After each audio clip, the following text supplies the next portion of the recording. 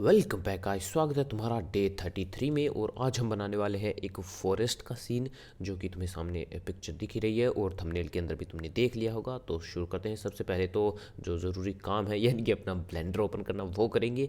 और अब मैं अपनी क्यूब और लाइट को डिलीट कर देता हूँ। तो मैंने कैमरा भी साथ में डिलीट कर दिया। कैमरे को हम रखेंगे इस बार कैमरे को डिलीट नहीं करेंगे। तो मैंने तुम्हें 2 या 3 महीने पहले एक ग्रास की वीडियो दी थी, जिसके अंदर मैंने तुम्हें सिखाया था कि ग्रास को डिज़ाइन कैसे करना है। वो थोड़ी बिगिनर के लिए नहीं थी, तो अगर तुम्हें वो समझ में आती है तो तुम बना सकते हो। अगर कमेंट करोगे तो मैं एक नई वीडियो उसके ऊपर बना दूंगा। लेकिन मैं तुम्हें साथ में डाउनलोड लिंक दे रहा हूँ डिस्क्रिप्शन के अंदर, जिसके अंदर तुम ग्रास को डाउनलोड कर सकते हो और मेरे साथ जो हम फॉरेस्ट का सीन हम क्रिएट करने वाले हैं वो कर सकते हो। तो सबसे पहले तो उस ग्रास की सीन को डाउनलोड कर लेना, और लास्ट में मैं तुम्हें इस जो फॉरेस्ट का सीन है इसका भी लिंक तुम्हें डिस्क्रिप्शन में दे दूंगा। अगर तुम्हें अच्छा लगे तो डाउनलोड कर लेना। सबसे पहले तो जो हमारा ग्रास है उसे हम इसके अंदर इंपोर्ट करेंगे। उसे इंपोर्ट करने के लिए फ़ाइल और अपेंड के बाद जहाँ तुमने अपनी जो फाइल है वो रखी है, तो ये रही ग्रास के नाम से। मैं अपेंड के ऊपर क्लिक करूँगा और यहाँ पर जो हमारा नोड ट्री नाम से एक फ़ोल्डर होगा, ये रहा। तो हमने उसके अंदर नोड्स बनाए थे और नोड्स में हमारे पास एक स्टैंडर्ड ग्रास नाम का फ़ोल्डर है। उसके ऊपर क्लिक करेंगे और अपेंड के ऊपर क्लिक करेंगे तो जितने भी हमारे येलो और जो सारी ग्रास के मॉडल थे वो हमारे पास आ जाएंगे। तो मैं इन सभी को एक बार ऑफ़ कर देता हूँ, जिससे कि हमारे पास कुछ स्पेस हो और हमारे पास एक कैमरा भी है। मैं सीन कलेक्शन के ऊपर क्लिक करूँगा और एक नए कलेक्शन को इसके अंदर ऐड करूँगा। तो हमारा कलेक्शन जो है वो ऐड हो चुका है, ये रहा नीचे की तरफ। और इसका नाम मैं नेचर, मतलब कुछ भी रख सकते हो, ज़रूरी नहीं है नेचर ही रखोगे। तो नेचर, और नेचर के अंदर मैं एक और जो हमारा कलेक्शन है उसे ऐड करूँगा, जिसका नाम मैं ग्रास रख दूँगा। और जो ग्रास के जितने भी मॉडल हैं मेरे पास, मैं उन सभी को जो इसके अंदर है इंपोर्ट कर दूँगा। मैं शिफ्ट प्रेस करूँगा और जो हमारे जितने भी मॉडल हैं, जो ऊपर से ये जो कलेक्शन है, इन सभी को मैं अपना जो ग्रास वाला कलेक्शन है इसके अंदर ऐड कर दूँगा। और यहाँ से ग्रास पैचेस से लेकर येलो जो प्रॉक्सी है यहाँ तक, इन सभी को जो है ग्रास के अंदर ऐड कर दूँगा। जो हमारा ब्लू प्रॉक्सी है इसे भी मैं सेम तरीके से ग्रास के अंदर ऐड कर दूंगा और अब ग्रास को बंद कर दूंगा, और नेचर को भी। हमारे पास एक कैमरा है, ऊपर वाले कलेक्शन का हम नाम कैमरा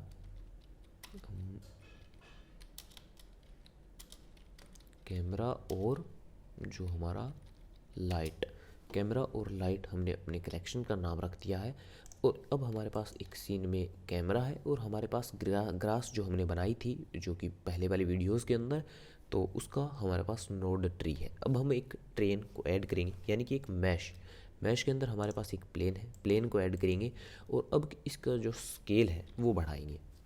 स्केल को मैं अपने डायमेंशन एक्स और वाई में 50 मीटर बड़ा कर दूंगा। तुम चाहो तो इसे और बड़ा या छोटा रख सकते हो अपने कंप्यूटर के हिसाब से, मेरे हिसाब से इतना सही होगा। और अब अगर तुम देखो तो इसकी जो स्केल वैल्यू है वो बढ़ चुकी है। और इन स्केल वैल्यू को हमेशा 1:1 होना चाहिए, जिससे कि जो जो कोई भी चीज़ हम इसके ऊपर अप्लाई करें वो सही तरीके से अप्लाई हो। तो सबसे पहले मैं कंट्रोल ए प्रेस करूँगा और यहाँ से रोटेशन एंड स्केल को अप्लाई कर दूँगा, जिससे कि ये तीनों वैल्यूज़ जो हैं वो 1:1 हो चुकी हैं। अगर ये 1:1 ना हो तो कभी कभी हमें जो हमारे मॉडिफायर हैं उन्हें जब हम अप्लाई करते हैं तो बहुत सारी दिक्कतें आती हैं। तो ध्यान रखना, जो तुम्हारा कंट्रोल ए शॉर्टकट है उससे तुम अपनी रोटेशन, स्केल और इन सभी जो ट्रांसफॉर्मेशन है इन्हें अप्लाई कर दो। और यहाँ पर जब भी तुम देखो तो एक एक होना चाहिए। अब जो दूसरा हमारा इम्पोर्टेंट स्टेप है उसे हम करेंगे, जो कि है हमारा शॉर्टकट ऑन करना, जिससे कि तुम देख पाओ कि मैं कौन सी की प्रेस कर रहा हूँ। मैं पहले भूल गया था तो मैं अभी कर देता हूँ। अब हमारा जो काम है वो है मॉडिफायर के अंदर जाकर यहाँ से जो जियोमेट्री नोड है इसके ऊपर क्लिक करेंगे और यहाँ पर न्यू के ऊपर क्लिक करेंगे। अब जो हमने जो जियोमेट्री नोड ये वहाँ से इंपोर्ट किए थे उन्हें सेलेक्ट करेंगे और यहाँ पर जो हमारा ज़ीरो स्टैंडर्ड ग्रास है इसे इसके ऊपर क्लिक करेंगे। तो जिससे कि हमारे जो सारे जो ग्रास थी वो इंपोर्ट हो जाएगी इस टेरेन के ऊपर या प्लेन के ऊपर। तो अभी हमें इसकी ज़रूरत नहीं है और इन वैल्यूज़ को अभी के लिए मत बढ़ाना, क्योंकि अगर तुमने इसकी वैल्यूज़ को बढ़ाया तो जो तुम्हारा व्यू पोर्ट है वो बहुत स्लो हो जाएगा।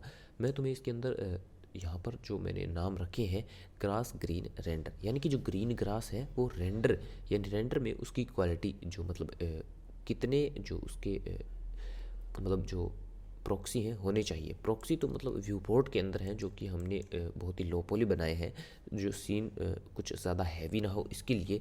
तो रेंडर में जो ग्रीन ग्रास है उसकी जो मतलब क्वांटिटी है वो कितनी होनी चाहिए, और जो यहाँ पर रेंडर जो लिखा है वो रेंडर के लिए, यानी कि रेंडर में कितनी चाहिए, और जो प्रॉक्सी लिखा है वो व्यू पोर्ट के लिए है, यानी कि व्यू पोर्ट के अंदर कितनी होनी चाहिए।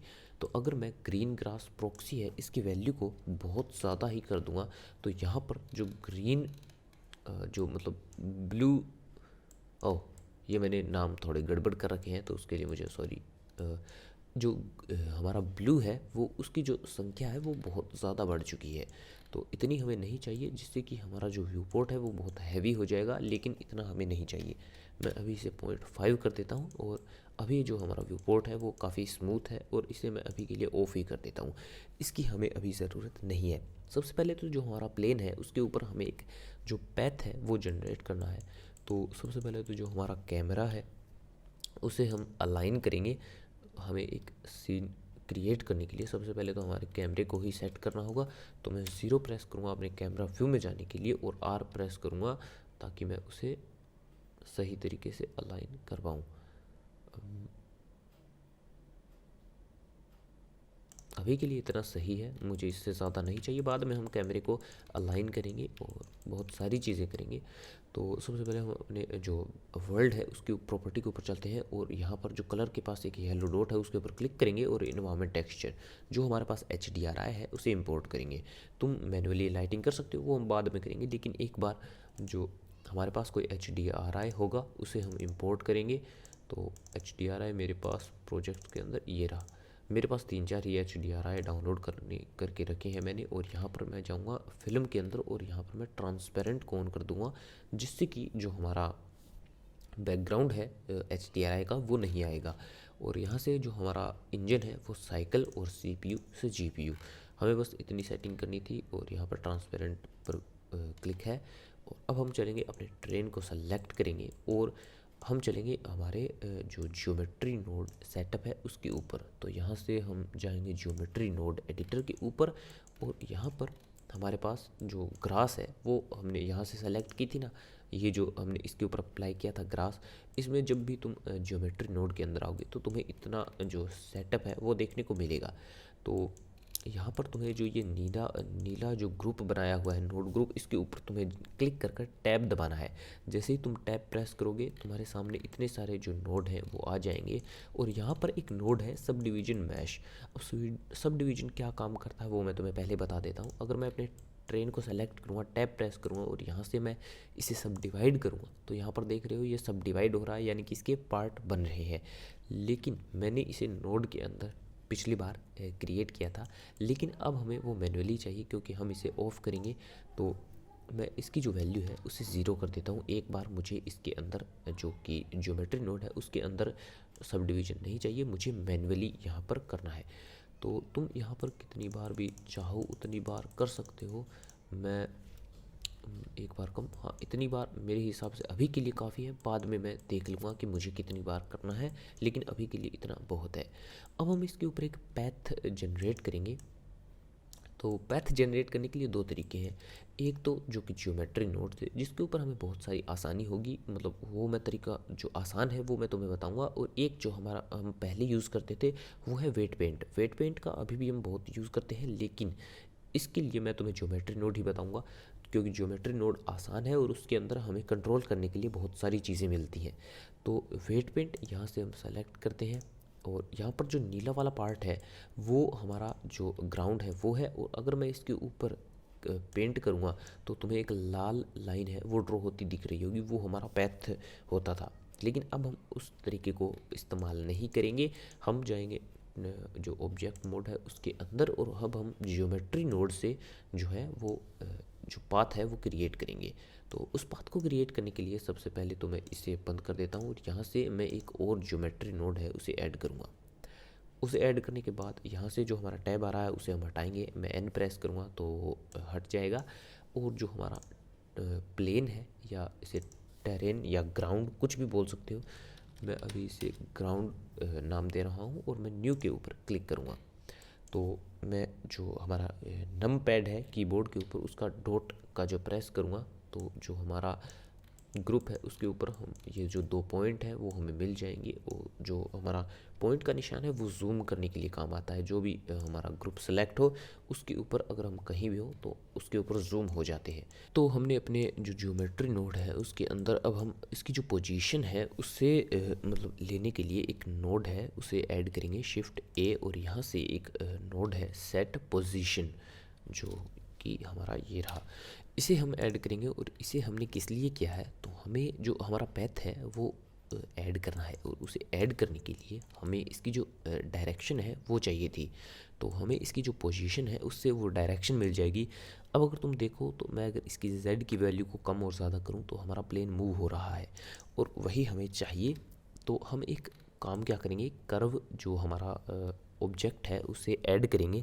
उसे ऐड करने के लिए शिफ्ट ए, और यहाँ से जो हमारा कर्व है और यहाँ से बेजियर कर्व को सेलेक्ट करने के बाद हम वापस से अपना जो ग्राउंड है उसे सेलेक्ट करेंगे, और ग्राउंड को सेलेक्ट करने के बाद जो हमारा बेजियर कर्व है उसके ऊपर लेफ़्ट क्लिक करेंगे और उसे ड्रैग यहाँ पर कर लेंगे। उसे ड्रैग करने के बाद हमारे पास एक ऑब्जेक्ट इन्फो नोड आ चुका है, और हमारे पास एक ग्रुप इनपुट है, एक ग्रुप आउटपुट है और एक सेट पोजीशन नोड हमें इस जो प्लेन है उसकी वैल्यूज़ बता रहा है कि वो कहाँ पर है। और जो मतलब जो सेट पोजीशन नोड है वो हमें एक मतलब 3 वैल्यूज़ दे रहा है कि हम इसे कहाँ पर मूव कर सकते हैं।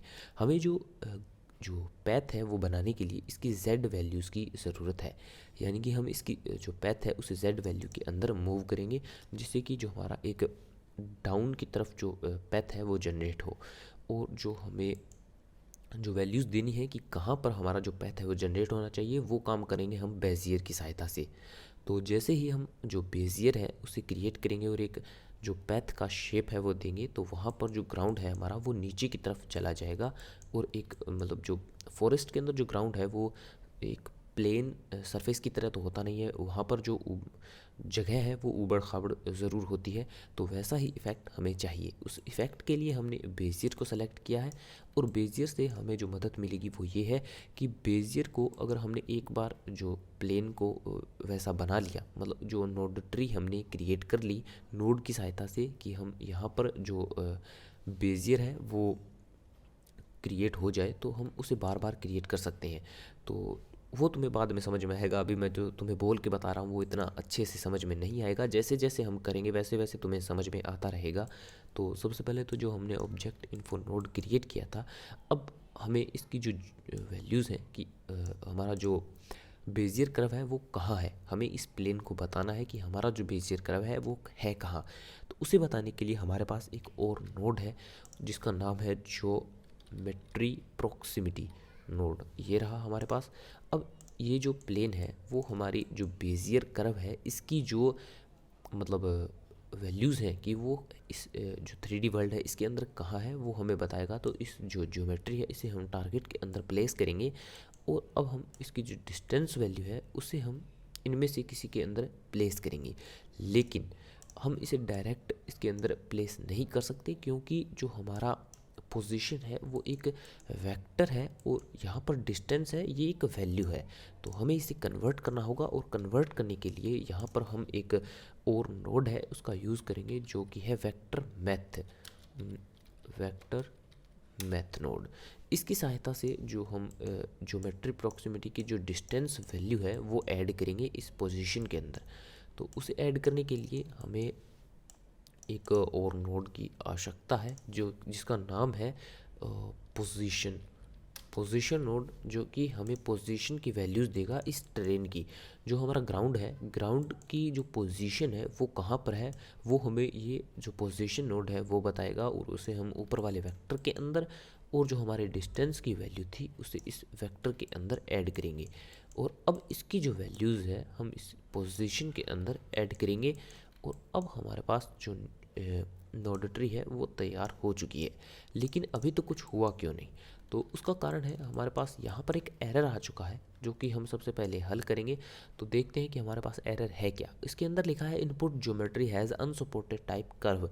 क्योंकि हमने यहाँ पर बेजियर जो है वो कर्व सेलेक्ट किया है, तो उसे हमें मैश में कन्वर्ट करना होगा। तो मैश में कन्वर्ट करने के लिए हमारे पास एक नोड है जिसका नाम है कर्व टू मैश। ये रहा। और जैसे ही मैं इसे यहाँ पर प्लेस करूँगा तो जो हमारा एरर था वो जा चुका है, लेकिन अभी भी जो हमारा प्लेन है वो वैसा का वैसा है, अभी भी इसके अंदर कुछ भी चीज़ें चेंज नहीं हुई हैं। तो उसे चेंज करने के लिए इस सबसे पहले हम एक जो हमारा नोड है उसे ऐड करेंगे जिसका नाम है कलर रैम्प।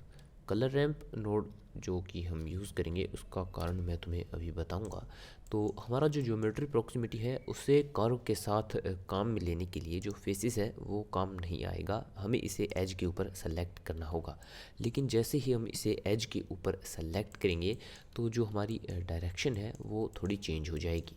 और चेंज भी कुछ इस तरह होगी कि जो हमारी, मैं फर्स्ट व्यू के ऊपर चल कर तुम्हें दिखाता हूँ। तो यहाँ पर अगर तुम इस जो रेड लाइन है उसे अगर ज़ीरो मानोगे और जो ऊपर की तरफ है वैल्यूज़ हमारी जो बढ़ती जाएंगी, यानी कि 1, 2 और 3 और 4, और इस तरह हमें इसका कुछ भी पता नहीं है कि ये कहाँ तक जाने वाली है। तो हमें वैल्यूज़ हैं जो 0 और 1 के बीच में चाहिए, और 0 और 1 के बीच में हमें हमारी मदद करेगा कलर रैम्प। कलर रैम्प के पास दो कलर हैं, एक है ब्लैक और एक है वाइट। तो ये हमें वैल्यूज़ देगा 0 और 1। तो उसे हम ऐड करेंगे डिस्टेंस और जो हमारा वेक्टर है उसके बीच में। और अब हमें हमारी जो हमारा प्लेन है वो गायब नहीं हुआ है, हमारे पास यहाँ पर एक बीच में गड्ढा सा जो है वो बन चुका है हमारे जो पैथ है उसके लिए। लेकिन अभी भी हमारा काम पूरा नहीं हुआ है। जो ज्योमेट्री प्रॉक्सिमिटी है वो हमें डिस्टेंस से वैल्यू दे रहा है, लेकिन ये 3 वैल्यू दे रहा है एक्स, वाई और जेड। हमें कौन सी वैल्यू चाहिए, वो है जेड। तो जेड वैल्यू के लिए हमें पता करना होगा कि जेड वैल्यू हमारी है कहाँ। तो उसके लिए हमारे पास एक नोड है कंबाइन एक्स वाई जेड, ये रहा।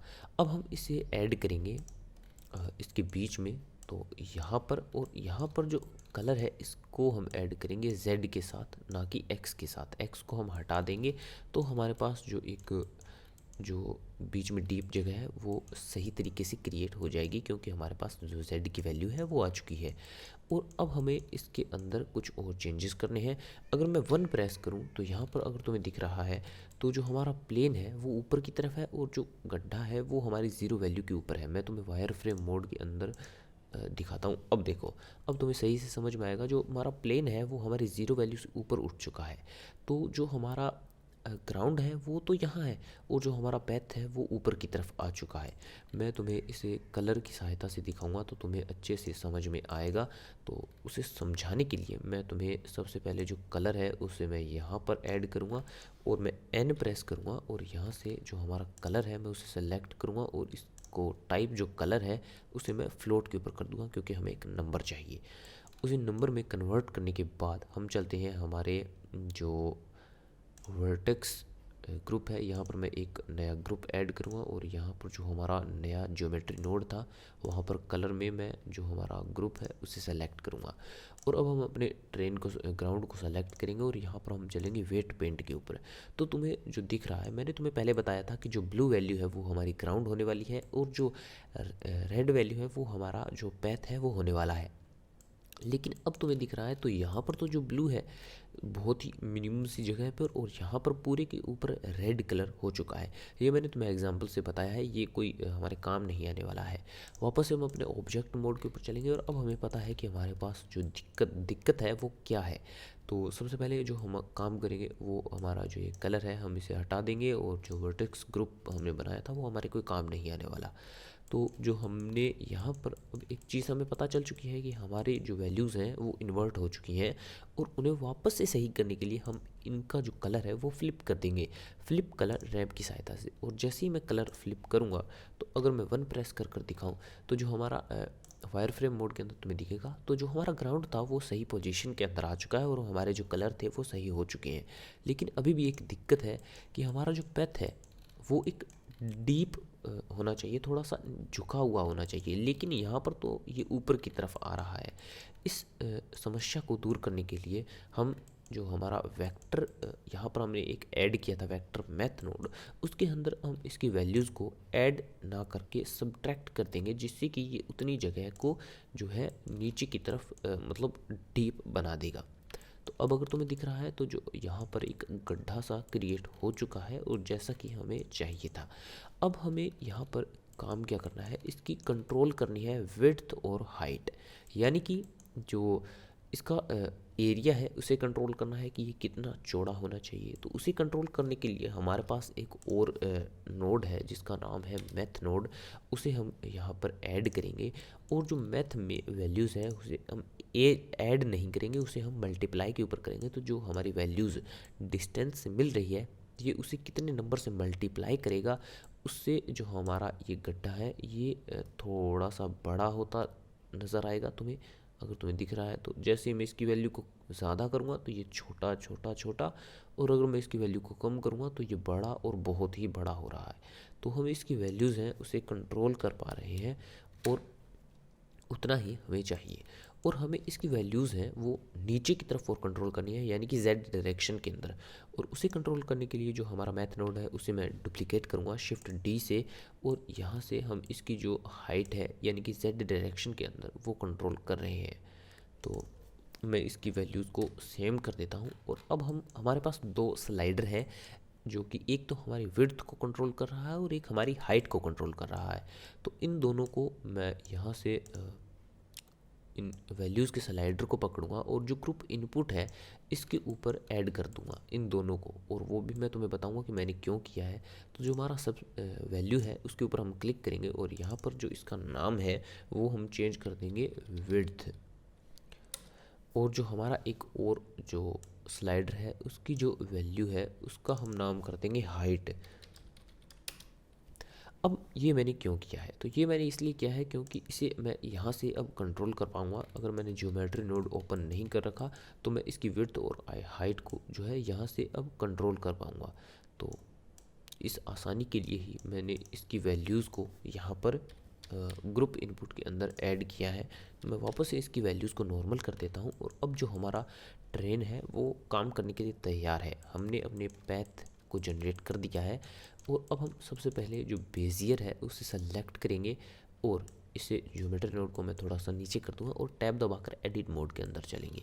तो अब हमारे पास जो बेजियर है, अब मैं 7 प्रेस करूँगा टॉप व्यू में जाने के लिए, और जो हमारे पास मैं टैब दबाऊंगा फिर से ऑब्जेक्ट मोड में जाने के लिए। और जो हमारे पास ये प्लेन है जो पिछली बार मैंने कुछ फ्लावर ऐड किए थे वो ग्रास को क्रिएट करने के लिए, तो मैं उसे डिलीट कर दूँगा, उसकी अब ज़रूरत नहीं है। वापस से हम बेजियर को सेलेक्ट करेंगे और टैब प्रेस करेंगे एडिट मोड में जाने के लिए। अब हम यहाँ पर एक हमारे पास ऑप्शन है ड्रॉ मोड का, तो उसे अगर मैं सेलेक्ट करूँगा और यहाँ पर अगर मैं ड्रॉ करूँगा कैसा भी पैथ, तो वहाँ पर वो ज्योमेट्री क्रिएट कर रहा है, यानी कि पैथ क्रिएट कर रहा है। और जो हमारा प्लेन है वो नीचे की तरफ जा रहा है जैसा कि हमें चाहिए था। तो हमने ज्योमेट्री नोड के अंदर इसीलिए ये किया था क्योंकि अब हम कैसा भी पैथ ऐड करें सिर्फ हमें ड्रॉ करना है और ये हमें पैथ क्रिएट कर कर दे देगा। तो इस आसानी के लिए ही हमने ये किया था। और यहाँ ध्यान रखना इसे टॉप व्यू में जाकर, और एक गलती मत करना जो कि मैंने अभी बताने से पहले कर दी, यहाँ पर सरफेस को ज़रूर सेलेक्ट कर लेना ताकि ये सरफेस के ऊपर ही ड्रॉ करे, कहीं और ना करे, जिससे कि तुम्हारा जो है वो पैथ ख़राब ना हो। अब अगर मैं इसके अंदर ड्रॉ करूँगा तो ये हमारा जो पैथ है वो सही तरीके से क्रिएट कर रहा है। तो हमें बीच में जो हमारा बेजियर कर्व है वो नहीं चाहिए, तो उसे हटाने के लिए सबसे पहले तो मैं इन सभी वर्टिसेस को जो कि सेलेक्टेड हैं उन्हें डिलीट करूँगा।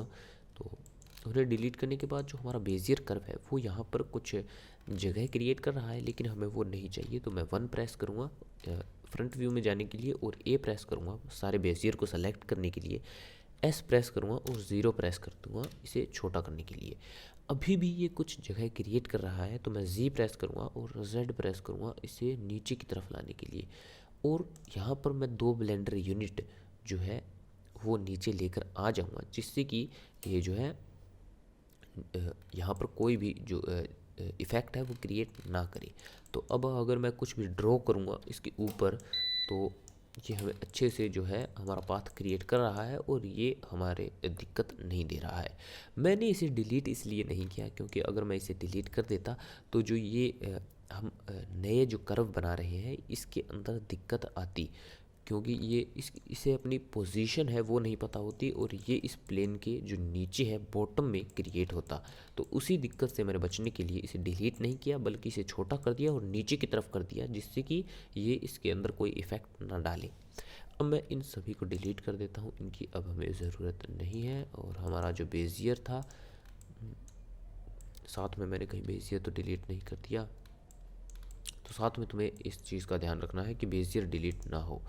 तो मैंने एक और वर्टिसेस को ऐड कर दिया। मैंने यहाँ पर अपना जो है कर्सर सेलेक्ट किया और एल प्रेस करूँगा इसे सेलेक्ट करने के लिए, इसे मतलब इस ऊपर वाले बेजियर को सेलेक्ट करने के लिए, और इसे डिलीट कर दूँगा। अभी हमें इसकी ज़रूरत नहीं है।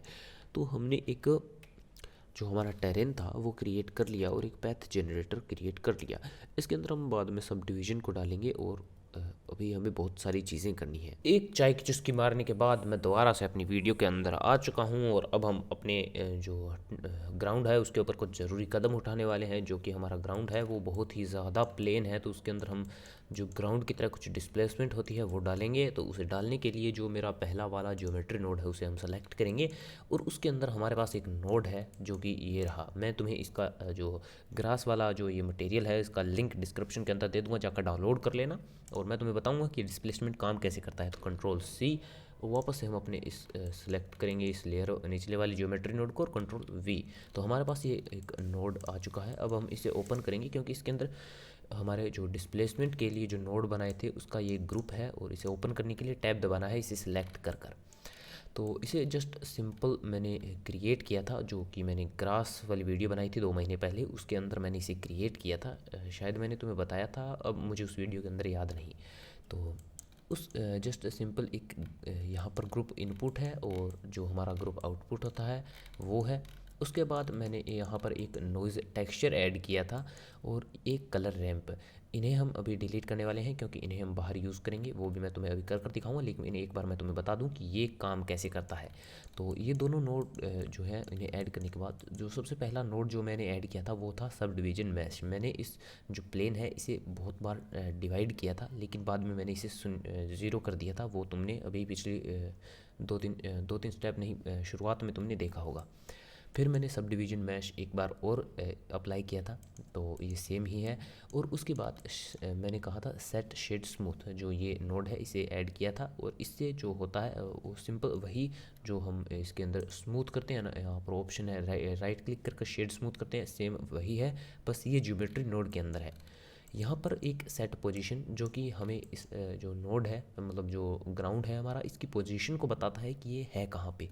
उसके बाद जस्ट मैंने एक मैथ नोड है उसे मतलब इंपोर्ट किया था।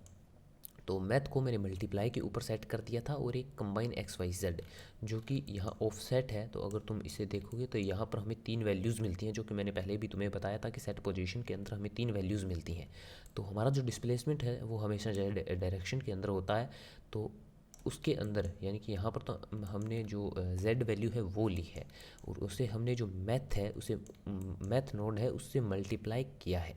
और मैंने तुम्हें पिछली बार भी बताया था कि जब हम ये जो वेक्टर वाला जो नोड है उसे यूज़ करते हैं तो हमारी जो 0.5 वैल्यू है वो ऊपर हो जाती है, जिससे कि हमारा जो डायरेक्शन है वो ख़राब हो जाता है।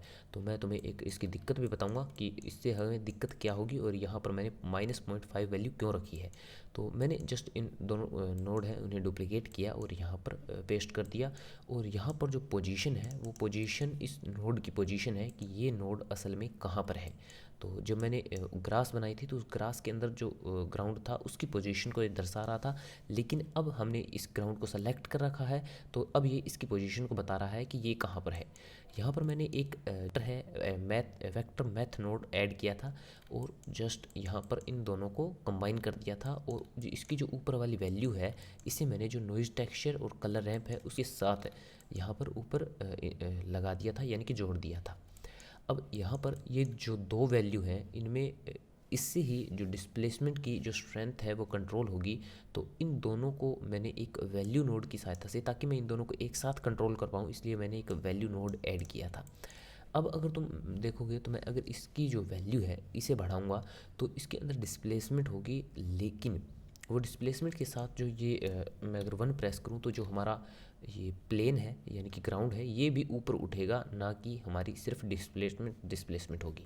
लेकिन जो मैंने तुम्हें बताया ना था ना कि जो वेक्टर नोड हम जब यूज़ करते हैं तो हमारी जो वैल्यू है वो 0.5 प्लस हो जाती है। ऑटोमेटिक ही हो जाती है, और उसे हमें -0.5 करना पड़ा, जिससे कि हमारी जो वैल्यूज़ हैं वो नॉर्मल हो गई। और अब अगर मैं इसकी वैल्यू को बढ़ाऊंगा तो जो है वो डिस्प्लेसमेंट वो नॉर्मल होगा, और ये ग्राउंड है ये ऊपर की तरफ नहीं जाएगा। अभी मैं तुम्हें ये करके नहीं दिखा सकता, क्योंकि जो हमारा है वो नोड किसी के साथ भी लिंक नहीं है, हमें इसे पहले लिंक करना पड़ेगा। तो मैं टैब प्रेस करूँगा और यहाँ पर जो हमारा नॉइज़ टेक्सचर है मैं इसे डिलीट कर दूँगा, और जो कलर रैंप है उसे भी डिलीट कर देंगे। और शुरू में जो मैंने तुम्हें बताया कि वैल्यू नोड, उसे भी हम डिलीट कर देंगे। और जो अब हमारी ये वैल्यू है, इस वैल्यू को हम जो यहाँ पर ये स्केल है इसके ऊपर इसे जोड़ देंगे, और स्केल का जो नाम है वो बदल देंगे। स्केल का नाम हम डिस्प्लेसमेंट नाम दे देंगे इसे, और मैं एन प्रेस करूँगा और इसे हटा दूँगा। और अब इन दोनों वैल्यूज़ को हम एक साथ कनेक्ट करेंगे, जो कि जो वैल्यू नोड के अंदर कनेक्ट थी। तो इन दोनों वैल्यूज़ को हमें एक साथ इसके अंदर जो है कनेक्ट करना है। और यहाँ पर जो हमारा काम है वो पूरा हो चुका है। मैं टैब प्रेस करूँगा और वापस से चलेंगे। अब हमें एक और नोड की ज़रूरत है जिसका नाम है कैप्चर एट्रीब्यूट। तो ये रहा हमारे पास ऊपर ही ऊपर आ चुका है, और इसे हम यहाँ पर कनेक्ट करेंगे। ये काम क्या करेगा? ये काम करेगा जो हमारा वैल्यूज़ है हमारे कर्व की, जो कि यहाँ पर है ऑब्जेक्ट इन्फो, और यहाँ से जो हमारा यहाँ पर मल्टीप्लाई जो वैल्यूज़ है ये लेगा, और ये हमें यहाँ से प्रोवाइड करेगा कि हम किसी और नोड के साथ इसे यूज़ कर पाएँ। तो इसे यूज़ करने के लिए ये हमारे इस वैल्यू को कैप्चर करेगा, और यहाँ पर हमें एक वैल्यू देगा जिसे हम और नोड के साथ यूज़ कर सकते हैं। तो जस्ट सिंपल हमारा जो ये मल्टीप्लाई है, यहाँ से हम ये वैल्यू लेंगे और यहाँ इस वैल्यू के अंदर इसे ऐड कर देंगे। और अब जो यहाँ हमारे डिस्प्लेसमेंट है, यहाँ ये एट्रीब्यूट है, ये लेंगे और इस डिस्प्लेसमेंट के अंदर ऐड कर देंगे। तो ताकि इससे हमारे कर्व की जो इन्फॉर्मेशन है वो इसके अंदर आ जाएगी, और हम ये कंट्रोल कर पाएंगे कि हमारा जो डिस्प्लेसमेंट है वो हमारे कर्व के ऊपर इफ़ेक्ट ना डाले। तो मैं तुम्हें अभी कर दिखाऊंगा ये। तो एक और नोड जो कि हमने वहाँ पर डिलीट किया था वो है नॉइज़ टेक्सचर, और हमें जो यहाँ पर इसकी जो वैल्यू है उसे कंट्रोल करने के लिए हमें एक और नोड चाहिए जिसका नाम है कलर रैंप। ये रहा, इसे हम यहाँ पर ऐड करेंगे, और मैं यहाँ पर थोड़ा सा स्पेस क्रिएट कर लेता हूँ कुछ ऐसे। और यहाँ पर इसकी जो पावर थी, यानी कि इसकी जो पावर है वो हम अब कंट्रोल नहीं कर पा रहे हैं कि कितनी पावर के साथ इसका जो डिस्प्लेसमेंट है वो होना चाहिए। तो वो करने के लिए यहाँ पर हम एक मैथ नोड क्रिएट करेंगे, और उसे मैं मल्टीप्लाई के ऊपर सेट कर दूँगा। और यहाँ पर जो नॉइज़ टेक्सचर है, इसके कलर को हम जो यहाँ पर नीचे वाली वैल्यू है उसके साथ, वैल्यू का शायद मैंने नाम नहीं दिया, हाँ वैल्यू का नाम नहीं दिया, तो ये हमारी स्ट्रेंथ है, तो मैं इसका नाम दे देता हूँ अभी। तो सबसे पहले तो मैं इस वैल्यू का जो नाम है वो चेंज कर देता हूँ, जो कि मुझे सेलेक्ट करना है। इसको एन प्रेस करूँगा और यहाँ पर इस वैल्यू का नाम हम दे देंगे स्ट्रेंथ, और मैं एन प्रेस करूँगा इसे हाइड करने के लिए, टैब बैक। और ओह, मैंने नॉइज़ टेक्सचर स्ट्रेंथ के अंदर लगा रखा है, जबकि हमें स्ट्रेंथ के अंदर नहीं डिस्प्लेसमेंट, क्योंकि जो हमारा नॉइज़ है वो डिस्प्लेसमेंट के अंदर वर्क करेगा, क्योंकि नॉइज़ हमें जो नॉइज़ है वो देगा। इसे और कैसे समझाएं यार। और जो हमारा मैथ नोड है उसे हम स्ट्रेंथ के ऊपर पेस्ट कर देंगे। और अभी हमारे पास कोई कर्व नहीं है, तो हम सबसे पहले तो अपना जो बेजियर कर्व है उसे सेलेक्ट करेंगे। मैं टैब प्रेस करूँगा और 7 प्रेस करूँगा, और यहाँ पर मैं कुछ कर्व है जो कि ड्रॉ करूँगा ताकि मैं तुम्हें कुछ दिखा पाऊँ। तो ये है मेरा ड्रॉ मोड। ये क्या है? एनोटेट। ओ सॉरी, ये दोनों एक ही जैसे दिखते हैं, तो मुझे कभी कभी कन्फ्यूज़न हो जाती है। तो ड्रॉ मोड, और मैं जूम करूँगा थोड़ा, और अभी के लिए तुम कैसा भी जो कर्व है वो क्रिएट कर सकते हो। ऐसा कोई ज़रूरी नहीं है कि तुम्हें बिल्कुल ऐसा ही करना है। अभी अब मैं तुम्हें सिर्फ दिखा रहा हूँ। तो हमने एक कर्व ऐड कर लिया है। मैं ग्राउंड को वापस से सेलेक्ट करूँगा, और यहाँ पर जो हमारा नोड है उसे मेन लाइन से जोड़ना होगा। तो जो यहाँ पर हमारी सेट पोजीशन की जो ज्योमेट्री वाली वैल्यू है, हम इसे मैश के साथ कन्वर्ट करेंगे, और यहाँ पर इसे ज्योमेट्री, क्योंकि इसे मेन लाइन के साथ हमें जोड़ना है। अब अगर तुम देखोगे तो जो हमारी स्ट्रेंथ की वैल्यू है ये, इसे हम कंट्रोल कर सकते हैं यहाँ से। लेकिन अब इसके अंदर एक दिक्कत है, ध्यान से देखो कि जो हमारा जो पाथ है वो तो उसके अंदर तो डिस्प्लेसमेंट बहुत अच्छी तरीके से आ रही है, लेकिन उसके अंदर तो हमें डिस्प्लेसमेंट चाहिए ही नहीं, हमें तो अपने ग्राउंड के ऊपर चाहिए। जो हमारा पाथ है वो तो क्लीन चाहिए हमें। तो उसके लिए हमारे पास एक बहुत ही सिंपल तरीका है जो कि है हमारे कलर रैंप को फ्लिप करने का। जैसे ही मैं अपनी फ्लिप कलर रैंप के ऊपर क्लिक करूँगा तो तुम देख रहे हो जो हमारी वैल्यूज़ हैं वो मतलब बदल चुकी हैं। हमारा जो अभी के लिए जो इसकी स्केल वैल्यू है यानी कि नॉइज़ टेक्सचर की वो बहुत ज़्यादा है, तो मैं 0.2 कर देता हूँ जिससे कि ये थोड़ा मतलब अच्छा लगे। और मैं अपने इस ग्राउंड को सेलेक्ट करूँगा और शेड स्मूथ कर दूँगा और वापस से यहाँ पर क्लिक करूँगा ताकि ये लाइन जो है येलो लाइन वो गायब हो जाए। और यहाँ पर हमारा जो कलर है, हमें कलर नहीं हमारा फैक्टर इस डिस्प्लेसमेंट के साथ ऐड करना है। और अब हम मतलब हमारा काम हो चुका है, जो हमें वैल्यूज़ चाहिए थी वो मिल चुकी हैं। और अब हम इसे थोड़ा सा मैनिपुलेट करेंगे। जो हमारा अभी के लिए मेरे हिसाब से जो हमारा तुम पास जाकर देख सकते हो जो हमारा पाथ है वो थोड़ी सी जो ये लाइन है ये बहुत ही ज़्यादा मतलब स्ट्रेट लग रही है। तो लीनियर की जगह मैं कांस्टेंट के ऊपर क्लिक करूँगा। तो इनको तुम अपने हिसाब से ट्राई करोगे तो तुम्हें ज़्यादा अच्छे, या 20 स्प्लाइन, हाँ 20 स्प्लाइन ज़्यादा अच्छा है उसकी बजाय। तो इससे हमें एक जो पाथ है वो बहुत ही मतलब फेडेड लग रहा है इसके साथ। तो मैं इसे ऐसा ही रहने दूंगा और जो हमारा डिस्प्लेसमेंट है वो ऐड हो चुका है।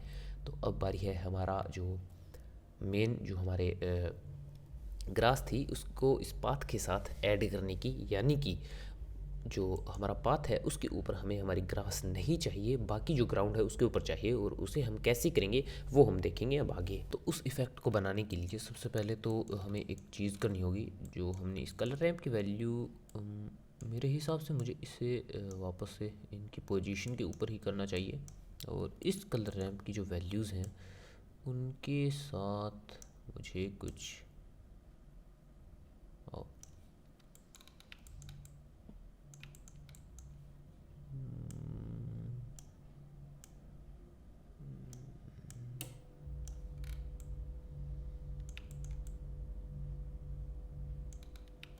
अभी के लिए मेरे हिसाब से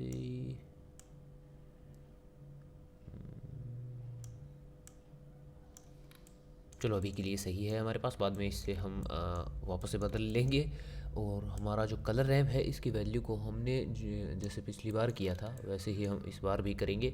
जो हमारा कलर रैंप है उसका जो ग्रुप है वो हमें वापस से क्रिएट करना पड़ेगा, जो कि मैंने डिलीट कर दिया था। वो मेरी मूर्खता थी जो कि मुझे डिलीट नहीं करना चाहिए था, मैंने आगे की नहीं सोची।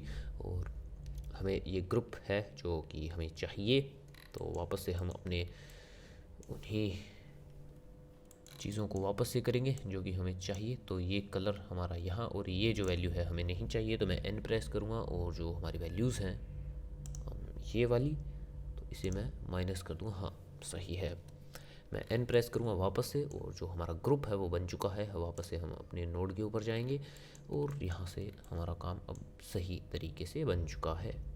तो हमें एक काम करना है, जैसे कि हमारा जो ग्रास है वो ग्रास हमें इस पैथ के ऊपर नहीं चाहिए। जो हमारा ये कर्व बना हुआ है इस पाथ के ऊपर हमें ग्रास नहीं चाहिए, और बाकी पूरे ग्राउंड के ऊपर जो ग्रास है वो हमें चाहिए।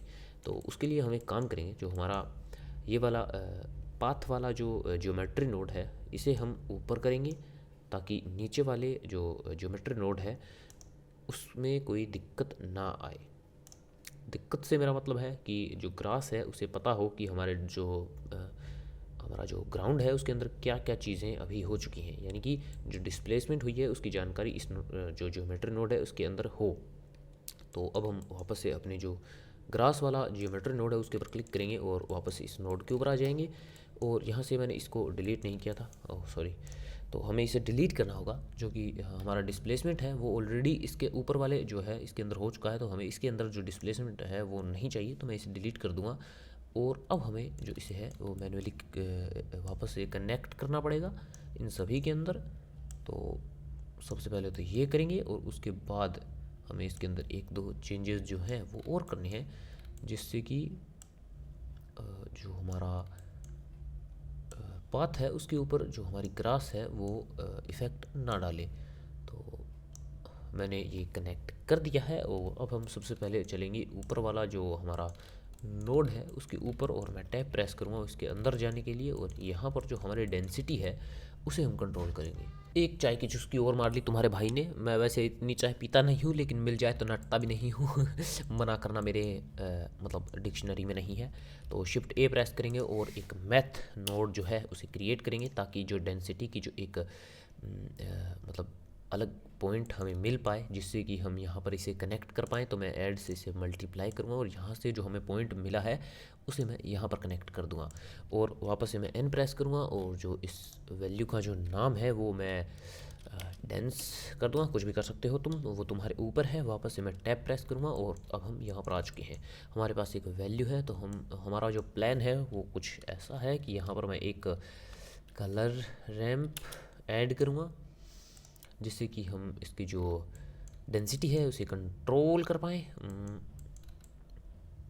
यहाँ पर जो इसका फैक्टर है, हम इसे इसका जो ये वाला पॉइंट है यहाँ पर एक और पॉइंट बनाएंगे और यहाँ पर क्रिएट करेंगे। और यहाँ पर अभी मैं इसे कुछ भी नहीं कर रहा हूँ, अभी मैं यहाँ पर इसकी जो वैल्यू है इसे खाली कर दूँगा। और यहाँ पर जो मैंने अभी तुम्हें बताया कि जो हमारा ग्रुप हमने जो क्रिएट किया था, क्या नाम था उसका, ग्रुप ही था क्या, मुझे याद नहीं है, हाँ ग्रुप ही था।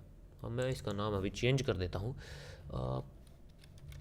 पाथ सही होगा, हमें पाथ के लिए ही चाहिए। तो PATH पाथ, हाँ सही है पाथ।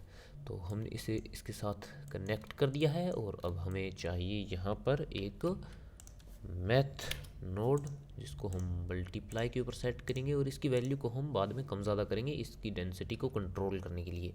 तो अभी हम देखेंगे हमारे जो ग्रीन प्रॉक्सी है उसकी वैल्यूज़ को इंक्रीज़ कर कर, तो मैं इसे नहीं 50 तो नहीं करूँगा, बहुत ज़्यादा हो जाएगा, 30 करेंगे। और यहाँ से मैं इसे इनेबल करूँगा। ध्यान रखना मैंने इसे इनेबल नहीं कर रखा है। और यहाँ पर जो ये वायर फ्रेम नहीं, टॉगल एक्सरे मोड है, इसे मैं ऑफ़ करूँगा ताकि मैं यहाँ पर इसे देख पाऊँ। तो जैसा कि तुम देख रहे हो, हमारे पास अभी बहुत सारे जो ऑब्जेक्ट हैं वो अभी हमारे पाथ के ऊपर ही हैं, तो उन्हें हमें सही तरीके से कंट्रोल करना होगा। तो हम अब इस जो हमारा कलर रैम्प है उसकी सहायता से इसकी वैल्यूज़ को ऊपर नीचे कर कर देखेंगे।